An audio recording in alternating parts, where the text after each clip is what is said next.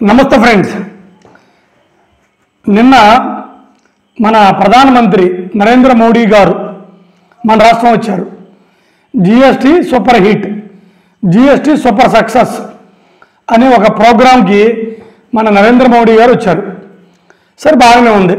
ఆ ప్రోగ్రాంలో లేదా ఆ పబ్లిక్ మీటింగ్లో చంద్రబాబు నాయుడు గారు మాట్లాడారు, లోకేష్ గారు మాట్లాడారు, పవన్ కళ్యాణ్ గారు కూడా మాట్లాడారు.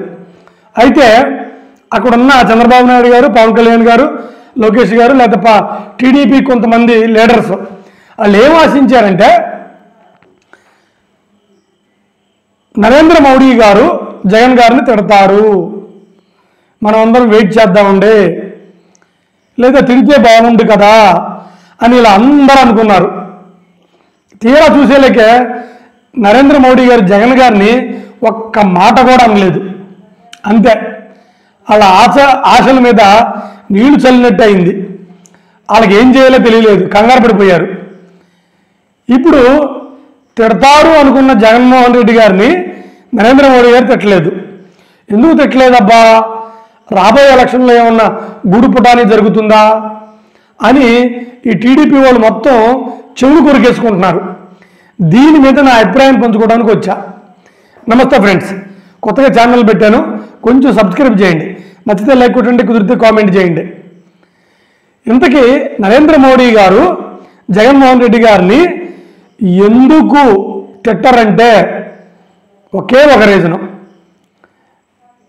నరేంద్ర మోడీ గారి దృష్టిలో జగన్మోహన్ రెడ్డి గారు నమ్మకానికి అమ్మలాంటోళ్ళు. ఆయన దృష్టిలోనే కాదు, ప్రజల దృష్టిలో కూడా. ఎందుకో ఏంటో చెప్తా వినండి. మనకి జగన్మోహన్ రెడ్డి గారిని తిట్టకపోవడానికి జగన్మోహన్ రెడ్డి గారు అంటే నమ్మకానికి బ్రాండ్. రెండోది, చంద్రబాబు నాయుడు గారిని నరేంద్ర మోడీ గారు అంత ఈజీగా నమ్మరు. ఎందుకో అది కూడా చెబుతా. మన చరిత్రలోకి వెళ్ళిపోదాం. చంద్రబాబు నాయుడు గారు 1995లో సీఎం అయ్యారు. నరేంద్ర మోడీ గారు 2001లో అయ్యారు. అంటే ఇద్దరి మధ్య ఒక 6 సంవత్సరాల గ్యాప్ ఉంది. చంద్రబాబు గారు 2014లో సీఎం అయినప్పుడు చాలా చీప్గా, చులకనగా నరేంద్ర మోడీ గారిని కూడా కొంచెం తక్కువ చేసి మాట్లాడారు. ఏంటంటే, నరేంద్ర మోడీ గారి కంటే నేనే సీనియర్ని, ఆయనకంటే ముందు నేను ఎమ్మెల్యేని అయ్యాను, ఎంపీని అయ్యాను, ఎమ్మెల్యేని అయ్యాను, మినిస్టర్ని అయ్యాను, సీఎంని అయ్యాను, నరేంద్ర మోడీ గారు కూడా నా మాట వింటారు, అందుకని నేనే సీనియర్ని కాబట్టి నాకు ఎవరు సలహాలు చెప్పాల్సిన అవసరం లేదు అని చంద్రబాబు నాయుడు గారు అన్నారు కూడా. ఇది ఆయన మనసులో పెట్టుకున్నారు. సరే, దాన్ని అలా పక్కన పెట్టండి. ఇంకా జగన్మోహన్ రెడ్డి గారి దగ్గరకు వద్దామండి.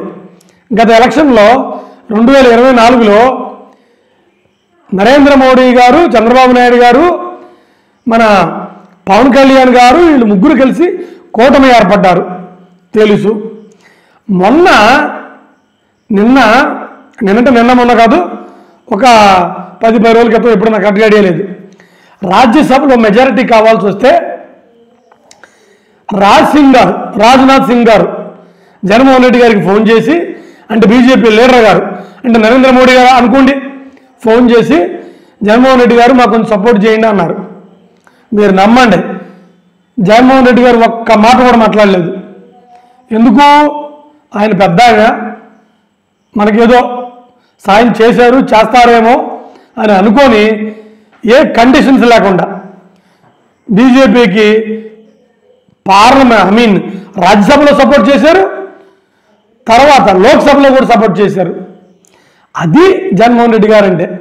అందుకు నరేంద్ర మోడీ గారి జగన్మోహన్ రెడ్డి గారు అంటే ఒక నమ్మకం అని ఎందుకన్నారంటే, పోయిన సంవత్సరం వాళ్ళతో ఆయన బీజేపీ కలవల, మన జగన్మోహన్ రెడ్డి గారితో కలవల. మరి వాళ్ళు అడిగినా జగన్మోహన్ రెడ్డి గారు వద్దన్నారో లేకపోతే వాళ్ళు అడగలేదో మనకు తెలియదు. కానీ 2024లో బీజేపీ వాళ్ళతో కలిసింది. మరి ఈయన అడిగినప్పుడు జగన్మోహన్ రెడ్డి గారిని ఆయన ఏమి అబ్జెక్షన్ చెప్పాల, సపోర్ట్ చేశారు.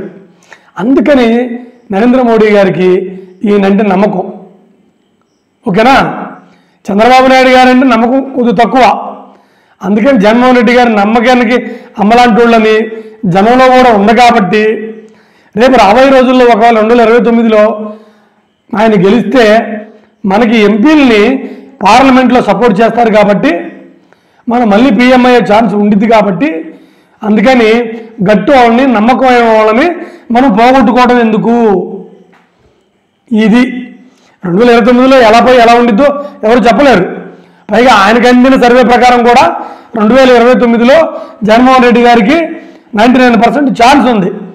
Is going to be a CM, no doubt at all he survey reports says that's Narendra Modi is strongly believe it.